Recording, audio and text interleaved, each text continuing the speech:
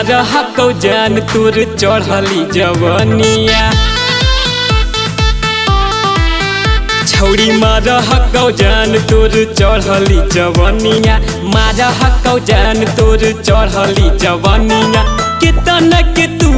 पियाई देनी पनिया केतना के तू पियाई देनी पनिया छौड़ी होलो बदनाम तोर चढ़ली जवनिया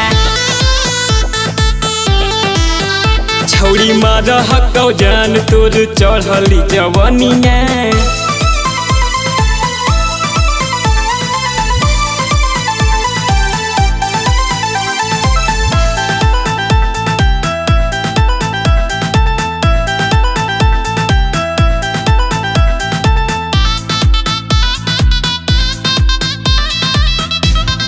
जादो जिससे बाझल हनी बबन पे लागल हनी गर दौड़ा के चौहान जी पे पागल हनी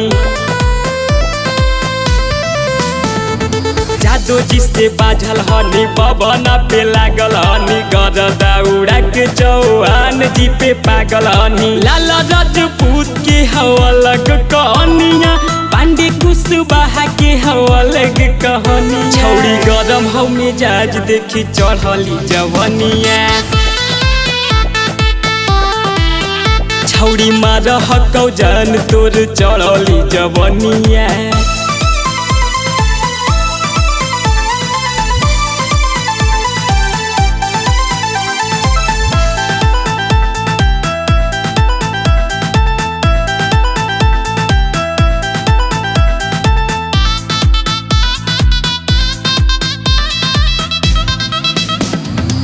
जो तो निहाथावा कहे दशरथवा रंजन रौशन कबो छोड़ तो न सथावा